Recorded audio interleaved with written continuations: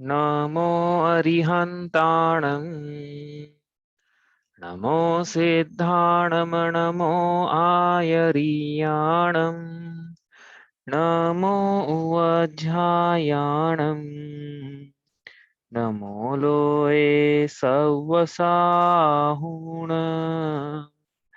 तीन भुवन में सार वीतराग विज्ञानता शिव स्वरूप शिवकार नमः त्रियोग समारिके।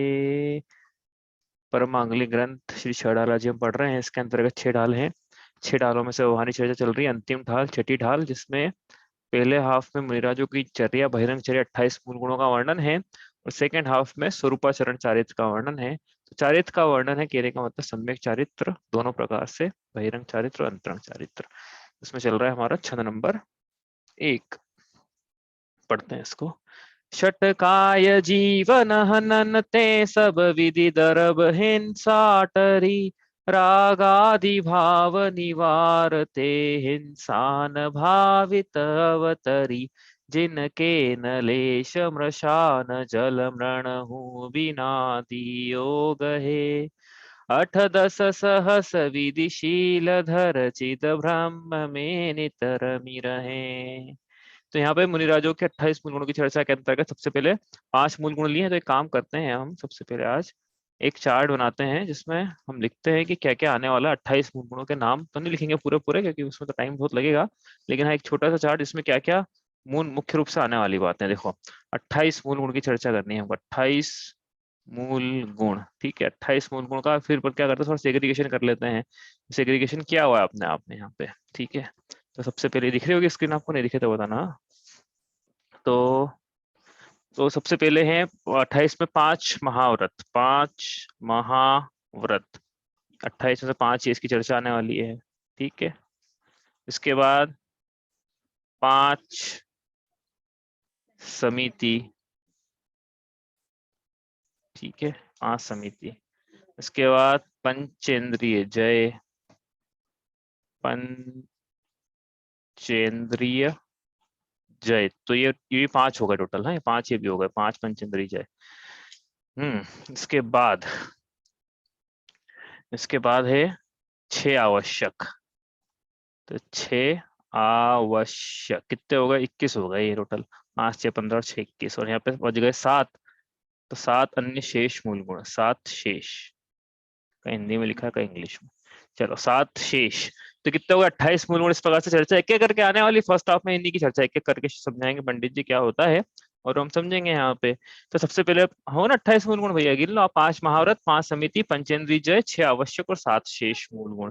7 शेष में और मिसलिनियस है जो कि इन सब में नहीं आए हैं ग्रुपों में, उसको अलग से अपने करा है। तो सबसे पहले 5 महाव्रतों की चर्चा आ रही है। अब 5 महाव्रतों के नाम तो वो लिख लेते हैं अपन यहाँ पे। 5 महाव्रत कौन कौन से हैं। सबसे पहले ये सब याद होंगे आपको वैसे तो। अहिंसा महाव्रत, ठीक है। दूसरा सत्य महाव्रत, ठीक है। 5 पाप है, 5 पापों का त्याग करके 5 महाव्रत बनते हैं। एक सेकेंड।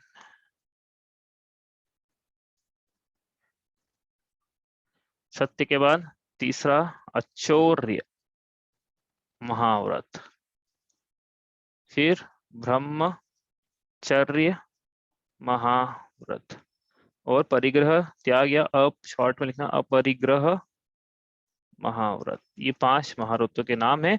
बाकियों के भी नाम लिखेंगे हम, आज तो नहीं लिख रहे हैं। 5 समिति आई है, पढ़ेंगे तब लिखेंगे। तो ये 5 महाव्रतों की चर्चा भी हो रही है।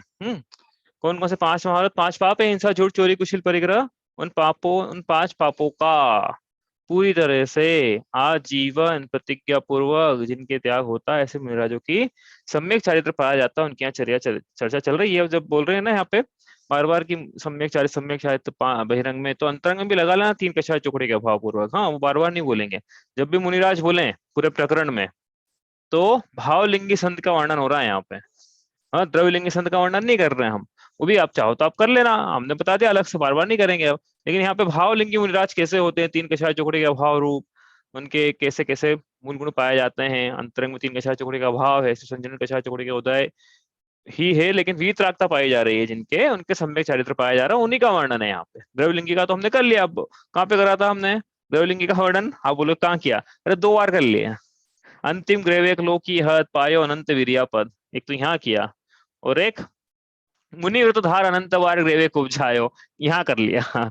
तो वो, अब आपने, आप बोलोगे वहां मुनिराजों का वर्णन नहीं था, वह सही, मुनिराजों का वर्णन नहीं था, लेकिन द्रव्यलिंग धारण कर करके ये सब मिल गया जीव को। अब भावलिंग बनाया ना, आप तो अब भावलिंगी हुए हैं ये, तो अब इनको मोक्ष भेजेंगे। अभी द्रव्यलिंगी बना बना के सिर्फ ग्रेवे की मिला था, न अनुदिश मिला, न अनुत्तर मिला, और न सिद्ध शिला मिली। अब सीधे भावलिंग धारण करा है जीव ने, मतलब सम्य देशन सम्य ज्ञान पूर्वक 3 कषाय चौकड़ी के भाव पूर्वक बहिरंग में 28 गुणों का निर्विचार पालन करते हुए भावलिंग हुए हैं।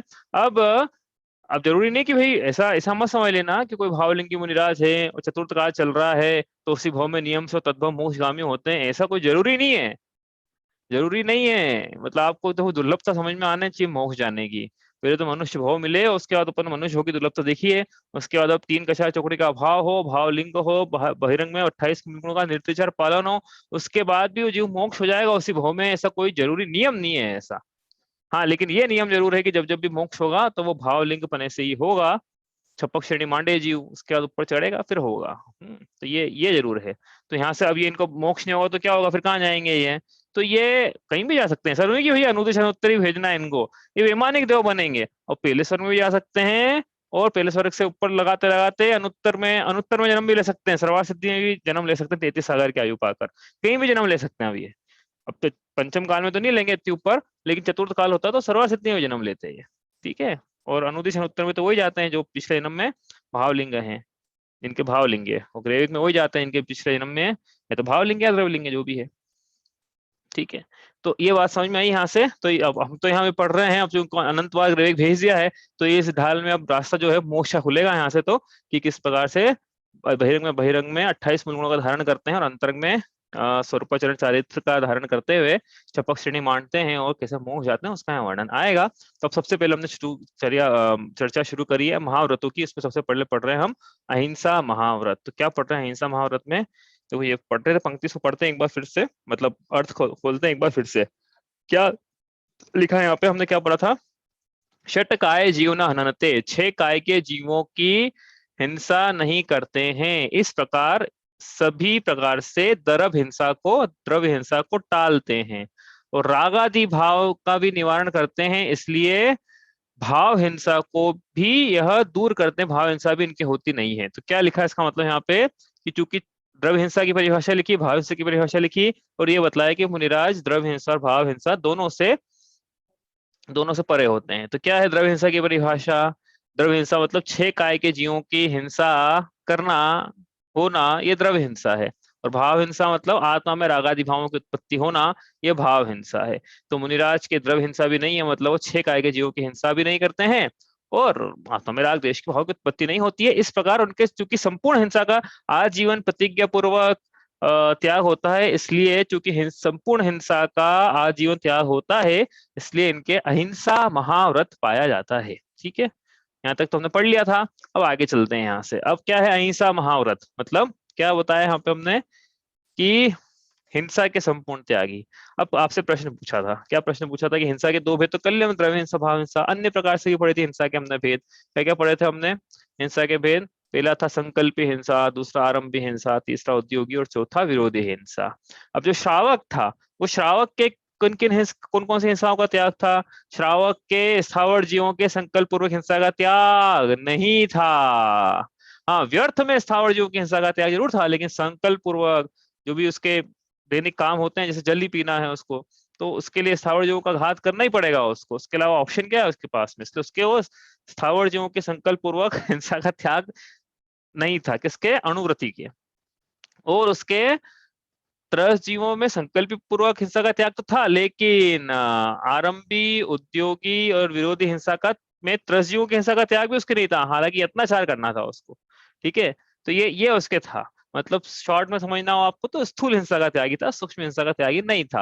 और स्थूल हिंसा की, फिर स्थूल हिंसा मतलब क्या होती है, फिर क्या स्थूल हिंसा का त्याग करना है मतलब क्या करना है?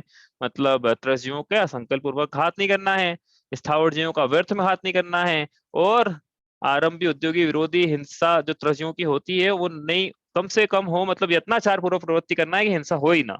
हो भी जाए तो फिर वो अहिंसाणु व्रत में दोष नहीं है। दोष तो है लेकिन अहिंसाणु व्रत भंग नहीं होगा सही, ठीक है।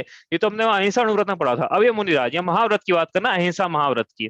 तो आपसे प्रश्न पूछा था कि इनसे, अब ये मुनिराज हैं, इनके ऑब्वियस सी बात है कि संकल्प पूर्वक त्रस जीवों की हिंसा का त्याग तो नहीं हो, संकल्प पूर्वक त्रस जीवों की हिंसा का त्याग तो इनके है। क्यों है? क्योंकि तो अणुव्रत में अणुव्रति के हो गया था, ये तो महाव्रत के धारी हैं। तो इनके त्रस जीवों के संकल्प पूर्वक हिंसा का पूरा पूरा त्याग आजीवन प्रति के पूरा पाया जाता है। इतना तो लेके आ रहा है वो तो दूसरी प्रतिमाधारी। ठीक है, अब आगे चलते हैं यहाँ से। तो अब इनके क्या आरंभी हिंसा का था? आरंभी हिंसा मतलब क्या है कि अब इनके क्या आरंभ होंगे? आप बोलोगे इनके तो, इनके क्या आरंभ में मुनिराज होते, वो विचार करो आप। आरंभ हिंसा, आरंभी हिंसा का, उद्योगी हिंसा का, और क्या इनके विरोधी हिंसा का त्याग है क्या? आपको बताना है। अब कौन बताना चाहता है? शॉर्ट में जल्दी से बताओ तो कोई जो भी बताना चाहता है। सारी हिंसा का त्याग होना चाहिए। सारी हिंसा का तभी त्याग तो होना चाहिए, हाँ। तभी तो महाव्रत है। महाव्रत की डेफिनेशन ही यही है कि पांचों पापों का प्रतिज्ञा पूर्वक आजीवन त्याग। हम्म, ठीक है। एक इतना तो ये आया है कि इनके तो सभी प्रकार की हिंसा का त्याग होना चाहिए।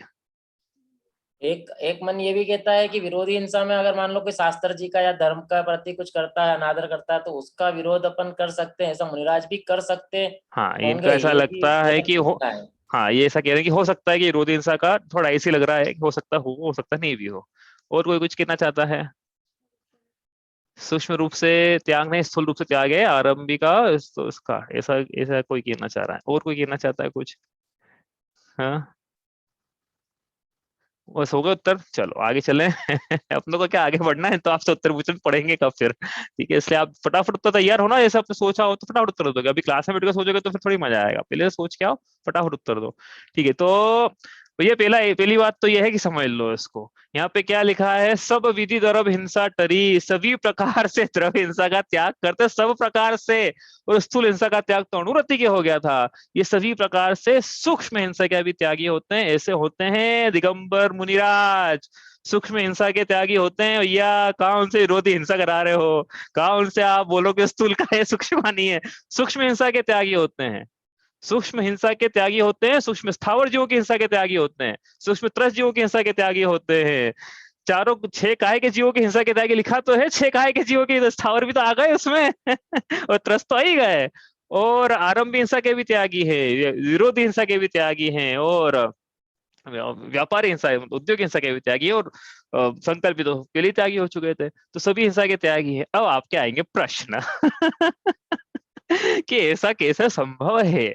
उदाहरण के लिए आपने बोला छह काय के जीवों के हिंसा के त्यागी हैं, पृथ्वी पे विहार करते हैं। हाँ करते हैं विहार, तो आज्ञा है विहार करना है, एक जगह में एक रात से ज्यादा रुकना नहीं है, आज्ञा है चातुर्मास को छोड़ के। तो विहार तो करते हैं, तो विहार तो आज्ञा है तो करना ही है। अब आसमान में तो करेंगे नहीं विहार, पृथ्वी पे करेंगे। तो पृथ्वी का स्थावर जीवों की बात करना, त्रस जीवों के लिए तो अपन पढ़ेंगे एरिया समिति, और उसमें भी हालांकि विस्तार से पढ़ेंगे अपन एरिया समिति में भी।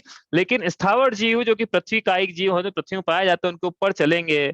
तो पृथ्वी कायिक जीवों की विराधना होगी या नहीं होगी, कष्ट होगा या नहीं होगा? ये आपका प्रश्न है, मेरा नहीं है। हाँ। दूसरा प्रश्न कि भैया वो कमंडल में जल रहता है और जल भरा है, तो स्थावर जीवों की हिंसा का तो आप कैसे बोल रहे हो? तो प्रासूक करके भरा ना जल। और फिर पृथ्वी जल अग्नि भोजन करा इन्होंने, अग्नि में पकाया गया था, इनके निमित्त से हुई ना, इनके निमित्त से हुई। चौथा, वो अब सांस ले रहे हैं कि नहीं ले रहे हैं? कि सांस भी कोई प्रासु कर करके दे रहा है इनको? हाँ? सांस ले रहे हैं कि नहीं ले रहे हैं? तो वायु कायिक जीव स्थावर की, हाँ त्रस की बात नहीं करना है यहाँ पे, त्रस का तो हो गया आप प्रकरण। तो वायु कायिक जीवों की हिंसा हो रही गिरी, और वनस्पति, हरी, हरी भी नहीं भी हारे चलो। तो अरे जो भी अनाज पकाया था पहले तो हरी था ना, वो बाद में फिर पका जो भी हुआ उसका। तो वनस्पति पांचों का एक जीवों की हिंसा हो रही है इनके निमित्त से। ऐसा कोई प्रश्न पूछेगा वो फिर बोलेंगे त्रस्कायों की भी होती है। अरे भैया आप बोल रहे हो कि चलो ठीक है मार्जन कर लिया है या जो भी करा है, जब चल रहे तब तो मार्जन नहीं कर सकते पृथ्वी का, चलते चलते तो बहुत देखा भी हालांकि हमने रात के समय बिहार में जमीन का मार्जन करते हुए मुनिराज चलते हुए देखे हमने तो बाकी दिन के समय तो नहीं देखा हमने मुनिराज को मार्जन करते हुए पृथ्वी का, चलते वक्त चलते विहार भी हो रहा है मार्जन भी कर रहा, हमने ऐसा तो नहीं देखा ना किसी ने। तो कोई सूक्ष्म जीव आ जाएगा पाँव के नीचे जो आंखों से दिख नहीं रहा है, तो उस पाँव रखाएगा, तो त्रस काय जीवों की हिंसा होगी कि नहीं होगी? फिर आप बोलते हो कि छठ काय के जीवों की हिंसा के त्यागी हैं। अरे हमने इतने भावों से मुनिराज का चोखा लगाया, हमारे घर में पड़गान नहीं हुआ, हमारे परिणाम संश्लेषित हुए कि ये प्रश्न पूछा था मुझसे किसी ने द्वारका मंदिर में, कि ऐसा क्यों फिक्स क्यों नहीं कर लेते हैं आचार्य श्री कि आज इसके दिन चौका होगा, आज इसके दिन चौका होगा। तो आदमी एक व्यक्ति एक चौका लगाएगा तो इसका नहीं चौका हुआ तो रोएगा तो नहीं कम से कम। वो उन्होंने उदाहरण दिया कि जिनके चौका नहीं होता वो रोते हैं, फिर तो उनके परिणाम संश्लेषित हुए कि नहीं, तो उसकी हिंसा का दोष किसको लगा फिर, ये उनका प्रश्न था।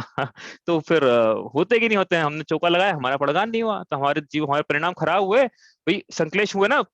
हिंसा की परिभाषा क्या थी, सो या पर के परिणामों को संश्लेषित करना। संश्लेषता की परिभाषा क्या थी, पर के दुख शोक ताप वध परिदेवन ये इस प्रकार के परिणाम करवाना। तुम्हारे क्रंदन के ताप के शोक के दुख के परिणाम हो रहे कि नहीं हो रहे, संश्लेषित हो रहे कि नहीं परिणाम, तुम आज हमारे शोक में नहीं आया तो हो रहे कि नहीं, तो उसकी हिंसा का दोष किसको लगा। तो तरह जीवों की हिंसा की हो तो रही है, कैसे बोल रहे हो कि त्यागी। हाँ, ये प्रश्न है आपके हैं, मतलब आप पूछोगे तो नहीं मुझे पता है तो मैंने ही पूछ लिया।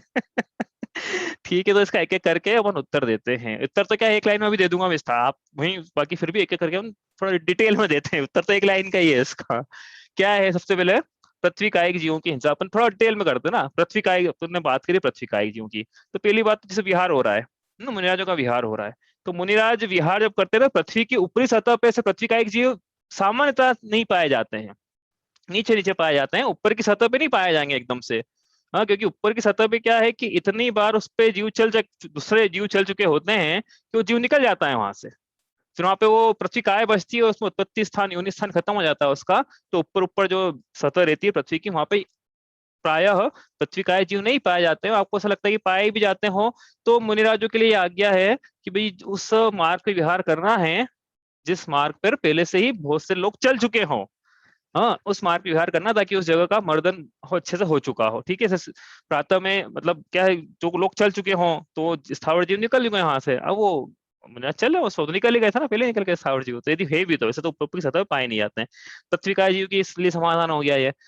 उसके बाद पृथ्वी के बाद जल, अब जल कमंडल में भरा, और वनस्पति भी साथ में ले लो कि भोजन करा, अग्नि कायिक भी ले लो कि इनके लिए पकाया गया, तीनों साथ में ले लो, वायु कायिक अलग से कर लेंगे।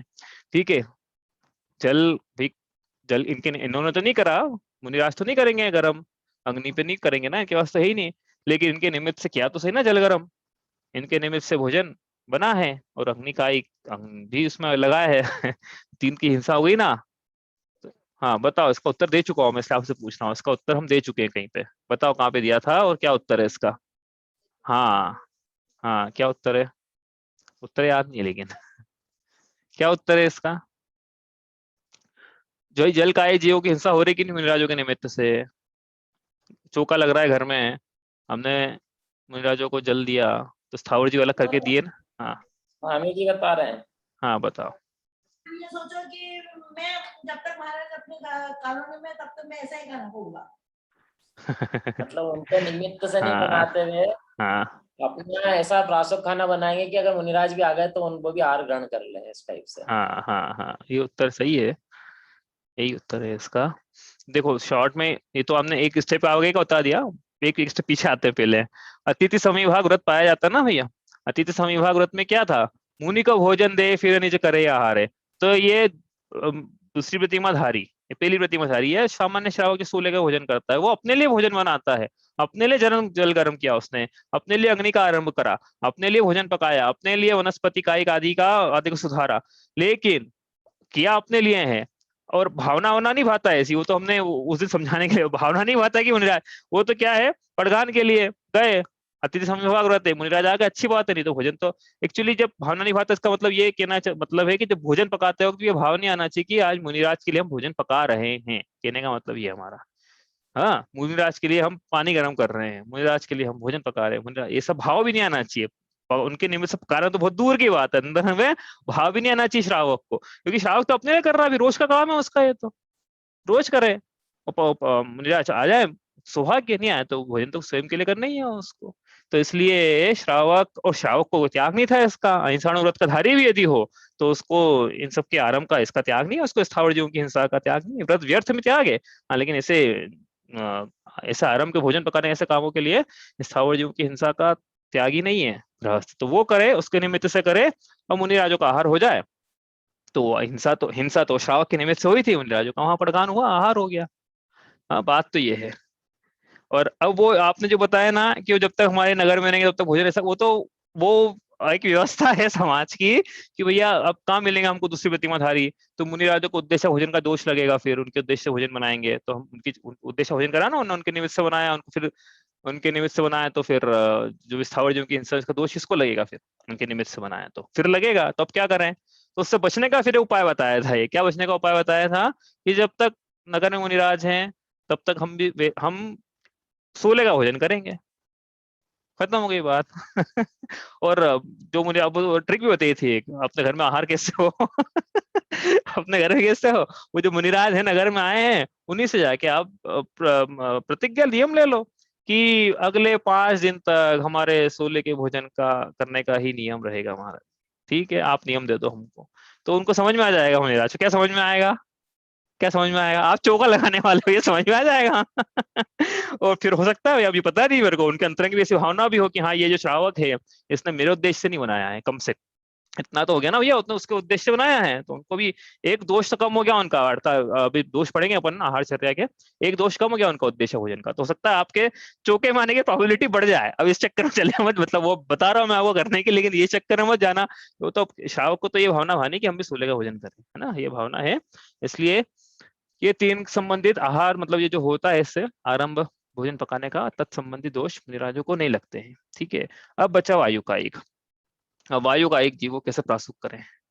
वायु वायु कायिक में मतलब, वायु कायिक मतलब क्या है कि वायु ने ऐसे जीव जिन्होंने वायु को अपना शरीर बनाया हुआ है उन्हीं को वायु कायिक बोल रहे हैं ना। वो श्वास के माध्यम से अंदर जा रहे हैं और विराधना हो रही है जीवों की। हाँ, ऐसा नहीं कि नहीं होगी।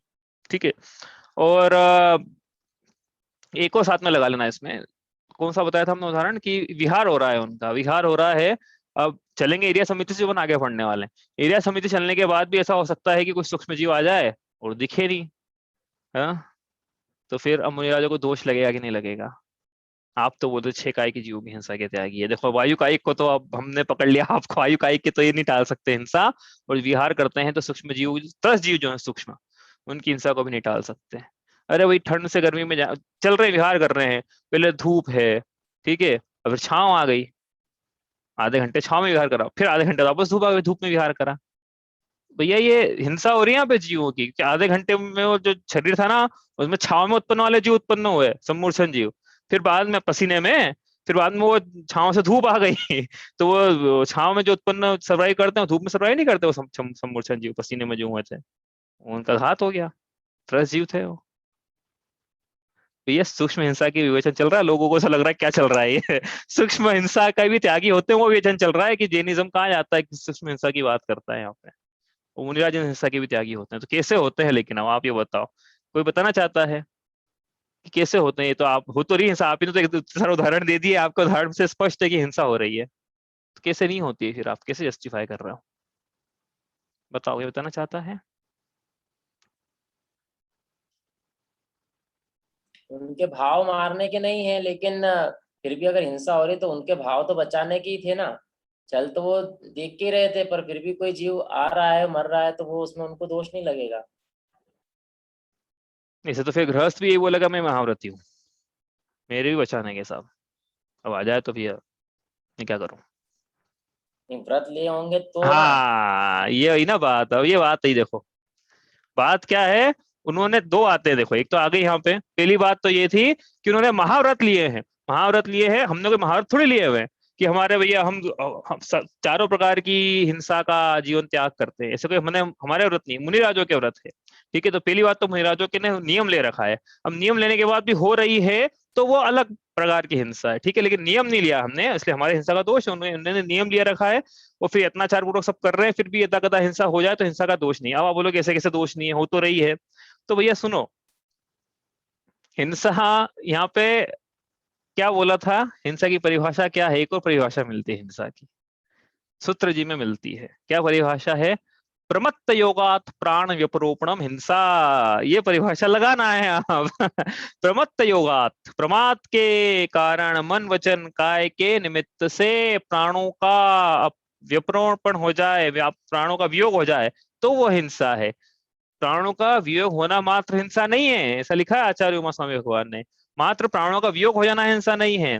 हमारे प्रमाद के कारण हमारी ऐसी मन वचन काया की प्रवृत्ति हो जिससे प्राणों का हनन हो जाए तो वो हिंसा है। और मुनिराज जो है उनके प्रमाद का, प्रमाद का मतलब क्या, असावधानी का, अनुत्साह का या अनियम का, ये इनका सबका त्याग हो चुका है। उनका प्रमाद नहीं पाया जा रहा है, वो सावधानी पूर्वक सारे काम कर रहे हैं। उन्होंने नियम ले लिए कि हम तो सारे काम सावधानी पूर्वक करेंगे, और उसके बाद भी यदि कोई हिंसा होती है तो दोष के अर्थ नहीं है। इस प्रकार से ये द्रव्य हिंसा के त्यागी होते हैं। उसका उल्टा भी लगा लेना, वहां पे ही बताया था उल्टा, चौथी ढाल में भी उल्टा क्या था कि यदि किसी ने नियम नहीं लिया है और अयत्नाचार पूर्वक प्रवृत्ति कर रहा है और हिंसा नहीं हो रही है, ऐसा हो सकता है ना, नियम नहीं लिया है, अयत्नाचार पूर्वक प्रवृत्ति है लेकिन हिंसा नहीं हो रही है, तो भी उसके हिंसा का दोष है, क्योंकि प्रमाद है, अयत्नाचार है।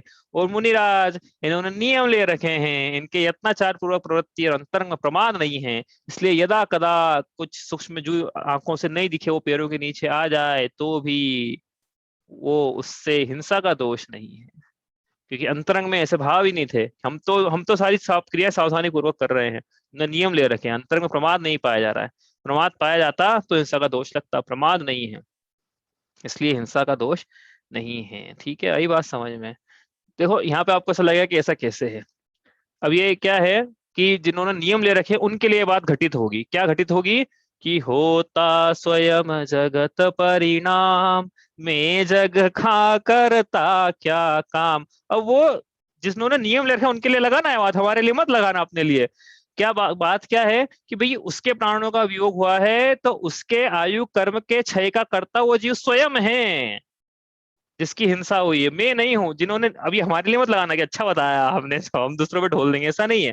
उनके अंतरंग प्रमाद नहीं पाया जा रहा था, उनके तीन के छह चौकड़ी का अभाव था, उनके नियम ले रखे थे उन्होंने, नियम पूर्वक प्रतिज्ञा ले रखी थी, हिंसा महाव्रत है जिनके, उनके ये नियम लगेगा कि भैया मैं तो करता ही नहीं हूँ जगत का, ये आ गया, हमने तो इतना प्रवृत्ति करती है, अब इसकी प्राणों का वियोग हुआ है तो ये जीव स्वयं उसके लिए जैसे, क्योंकि जैसा जहाँ जिस अवस्था पे जीव होता है उस हिसाब से उसकी परिभाषा लगती है। ठीक है, ऐसा नहीं है तो क्योंकि क्या है, नहीं तो उल्टा सीधा काम हो जाएगा, ये परिभाषा हमारे ऊपर मत लगाना, और हमारे ऊपर जो परिभाषा मुनि राजों पे नहीं लगेगी।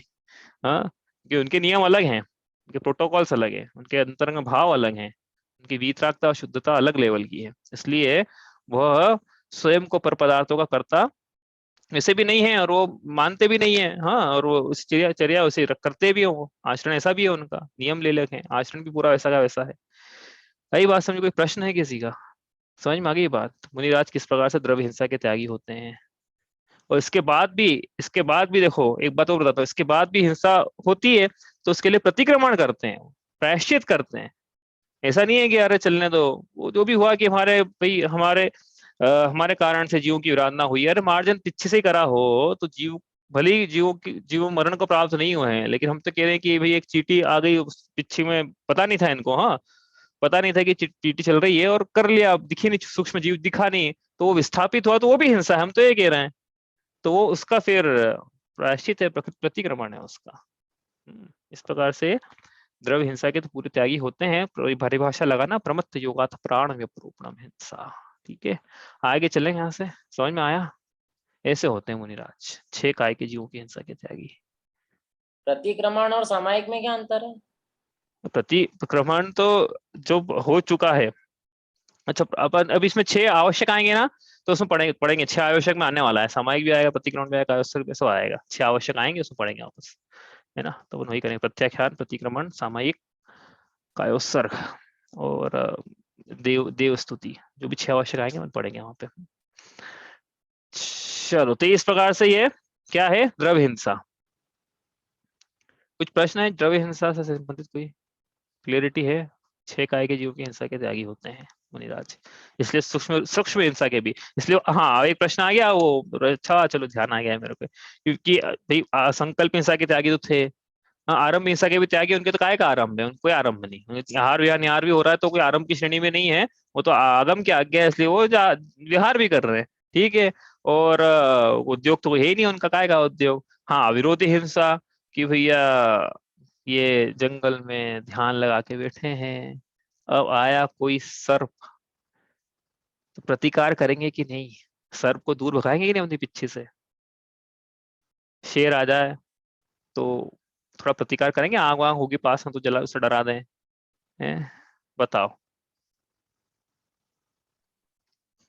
नहीं, उस मुनिराज। टाइप की उस हाँ टाइप के विरोधी हिंसा के तो त्यागी हैं, लेकिन मेरा तो वो था कि मान लो कि जैसा आपने कल बताया था ना कि शास्त्र जी कोई कोई कुछ कर रहा है, धर्म के प्रति कुछ कर रहा है, मंदिर में तोड़फोड़ कर रहा है, तो उस हम्म। टाइप की उस चीजों के लिए तो विरोध कर सकते हैं कि नहीं कर सकते ऐसा? नहीं नहीं, मुनिराज पूरी प्रकार से सभी प्रकार की विरोधी हिंसा के त्यागी हैं, चाहे यदि संघ पे ही कोई उपसर्ग क्यों नहीं कर रहा हो। हाँ, अभी पद्म पुराण से उदाहरण मत लेके आना वो उनका जो हुआ आपको पता ही है। मुनि राजा को घाटी में पेल लिया, उसके बाद क्या हुआ फिर आपको पता है वो कहानी, कि वो अपने संग पे कैसे उपसर्ग करा। तो फिर वो तो उन्होंने पुतला निकला, उन्होंने सबको भस्म कर दिया, वो सब कथा है। लेकिन फिर वो गए कहाँ, नरक में गए ना। तो कहने का क्या मतलब है कि इनको समता का भाव धारण करना है, कैसी परिस्थितियां हो समता का भाव धारण करना है। तो अपने देवशास्त्र गुरु पे, मंदिर पे कोई आक्रमण करने आ रहा है, कोई अपने साधर्म में, अपने संघ पे, अपने आचार्य पे, अपने शिष्य पे कोई आ जाए आक्रमण करने, तो क्या करना है, स्वयं को समता का भाव धारण करना है, अब स्वयं को अपनी आत्मा की गुफा में सुरक्षित रहना है। जैसे गुफा में जीव सुरक्षित रहता है ना, जैसे मुनिराज अपनी आत्मा की गुफा में सुरक्षित है, अपने आत्म धर्म को बचाना है। शरीर का क्या है, शरीर तो आज मिला है कल नहीं, कल शरीर तो जो भी शरीर शरीरा, जो कि जीर्ण शीर्ण हो रहा है वो शरीर है। इस प्रकार से क्या करना है, इस प्रकार से अपने आत्मधर्म की रक्षा करना है। अहिंसा को परमो धर्म बोला है, इसलिए विरोधी हिंसा के भी त्यागी होते हैं, श्रावकों के लिए नहीं है विरोध हिंसा का त्याग। हाँ बोलो दीदी। लेकिन उपदेश उपदेश के पूर्वक तो विरोध जता सकते हैं, मतलब उनको समझा तो सकते हैं कि ऐसा करने से क्या नुकसान हो सकता है, ऐसा हाँ मतलब उपदेश, अगर कोई। हाँ उपदेश का त्याग ही अब हम पढ़ेंगे, अभी इसमें भाषा समिति आने वाली है इसमें, तो उसमें देखेंगे उपदेश किस प्रकार का होता है। हाँ लेकिन उपदेश देकर समझाया जा सकता है यदि जीव समझने का इच्छुक हो। लेकिन अक्सर जैसे यहाँ पे जो बात कर रहे हैं वो यही है कि उपद्रवी ऐसा है कि जो उपदेश को स्वीकार करने को तैयार ही नहीं है, उपसर्ग करने वाला है। तो कितना उपदेश, मुनिराजों पे उपसर्ग हुए ना भाई, अब भील ने उपसर्ग किया, पांडवों पे उपसर्ग हुआ, तो ये सब मनुष्य थे जो उपदेश समझ सकते थे, मतलब इनको समझ में आती थी भाषा, लेकिन नहीं करा इन्होंने, तो इन्होंने उपसर्ग सहन किया। भागे नहीं उपसर्ग से, विरोध नहीं किया, कहने का मतलब ये था। सियालनी खा रही है 3 दिन तक सुकुमाल मुनिराज के पाँव को, तो इन्होंने विरोध नहीं किया उसका। उनके पास में एक और मुनिराज थे उसी समय। हाँ तो वो भी खड़े रहे वहीं पे कि इनके पास मेरा नंबर है, ऐसा नहीं कि वो उन्हें चलो ये तो विरोध नहीं कर सकते, मैं अपन तो करो तो दूसरे मुनिराज है, वो भी शांत खड़े रहे वहां पे। तो ये इनको किसी प्रकार के विरोध का त्याग है, विरोधी हिंसा का त्याग है। हाँ उपदेश का त्याग नहीं है अपन लेकिन। ने अपन ने जो पढ़ा था वात्सल्य अंग में विष्णु कुमार मुनिराज बचाने गए थे और सब कुछ हाँ था वो कहानी, हाँ हाँ हाँ, तो वो फिर क्या था फिर? ये तो उसमें हिंसा कहाँ करी ना, वो दीक्षा छेदी उसमें मतलब क्या है, उसमें किसी की हिंसा नहीं करी है।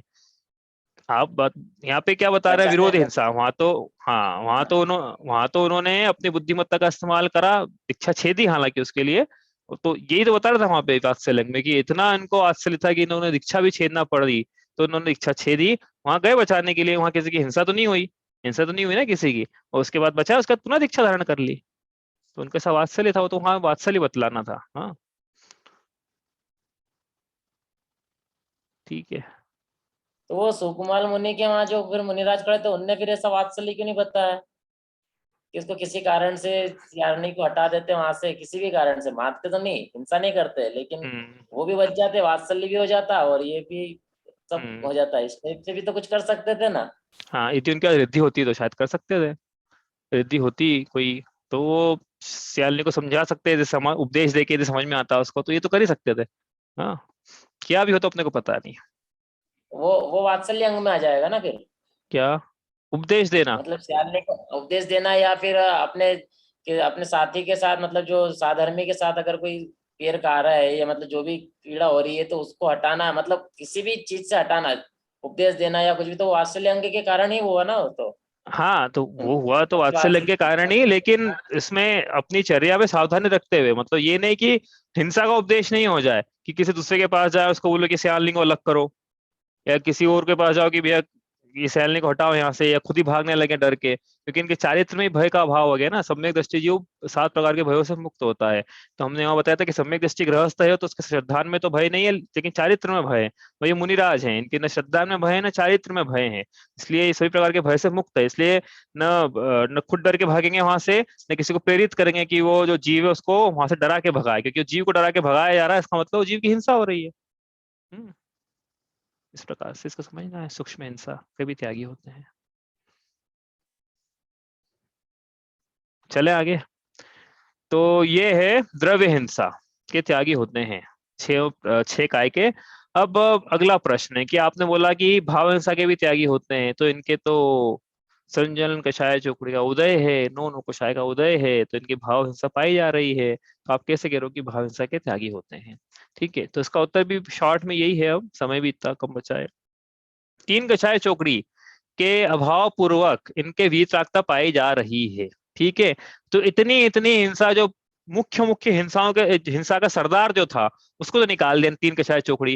अब जो संजन कषाय चोकड़ी बची है उसकी सत्ता इतनी कम है, उसका उदय अनुभाग इतना हीन देता, उसकी मतलब कि वो है नहीं है, एक सरी की बात है, पहली बात। दूसरी बात, संजन कषाय चोकड़ी का यदि उदय भी है तो देशघाती प्रकृति है, सर्वघाती नहीं है। उसकी उदय होने पर भी इनके वीतरागता चूंकि बनी हुई है, इसलिए वीतरागता की अपेक्षा से कथन ये कर रहे हैं कि रागादि भाव का निवारण कर दिया है। मतलब वीतरागता की जितनी प्रकट हुई है इनकी, संजयन कषाय चोकड़ी के उदय होने पर भी जो वीतरागता की उत्पत्ति इनके प्रकट पाई जा रही है, उसकी अपेक्षा से इन्होंने रागादि भाव का निवारण कर दिया है। और सबसे इंपॉर्टेंट ये है कि जो एक कषाय चोकड़ी का उदय बच गया है, एक कषाय चोकड़ी का रागादि भाव यदि बच भी गया है, तो उसको लेकर भी वो सजग हैं, उसको भी दूर भगाने का प्रयास कर रहे हैं, और वो उसको अच्छा नहीं मानते हैं, जल्दी से जल्दी उसको दूर भगाना चाहते हैं। उनके चारित्र ऐसा पाया जा रहा है कि वो दूर भगाएं। इस प्रकार से उनके राग आदि भाव का भी क्या है, त्याग पाया। जो भी राग पाया जा रहा है वो धर्म के प्रति राग पाया जा रहा है, संसार के प्रति राग नहीं पाया जा रहा है। ठीक है, इस प्रकार से उनके सभी प्रकार की भाव हिंसा का भी त्याग पाया जाता है। ठीक है, संजन कषाय चोकड़ी को गौण कर देना है यहाँ पे। आप बोलोगे निश्चित तो पाई जा रही है, लेकिन वो ऐसी मंद पाई जा रही है, उसका उदय ऐसा मंद है। 7वें स्थान में तो अपने देखे तीव्र का मंद हो गया था 7वें में, भले 6ठे में तीव्र रहता है, तो तीव्र मंद होता रहता है। तो 7वें स्थान की अपेक्षा भी देखोगे तो मंद कषाय चोकड़ी मंच संजलन का उदय है, इसके कारण से उनके रागादि भाव नहीं पाया जा रहा है, इसलिए भाव हिंसा के भी त्यागी होते हैं। इस प्रकार से मुनिराज के अहिंसा महाव्रत पाया जाता है। ठीक है, कोई प्रश्न है इसका आप में तो आप कल लेके आइएगा। इसमें कल जो एग्जाम के जो रिजल्ट बताया था सबको आंसर शीट भेज दिए करेक्टेड। कोई आपको पूछना हो यदि तो फोन लगा के आप पूछ लेना, वो किसी को नहीं मिली हो आंसर शीट अपनी है तो आप बता देना। ठीक है, चलिए इतना ही करते हैं। अरिहंत सिद्ध सूर्य उपाध्याय साधु सभी, अर्थ के प्रकाशी मांगलिक उपकारी है। तीन को स्वरूप जाने राग ते भई जो भक्ति, काय को नमाए स्तुति उच्चारी है। धन्य धन्य तुम ही से काज सब आज भय, कर जोड़ बार बार वंदना हमारी है। मंगल कल्याण अब ऐसो हम चाहते हैं, हो मेरी ऐसी दशा जैसी तुम धारी है। जावाणी के ज्ञान ते सूझे लोकालोक, सोवाणी मस्तक नमो सदा देता हूँ धो।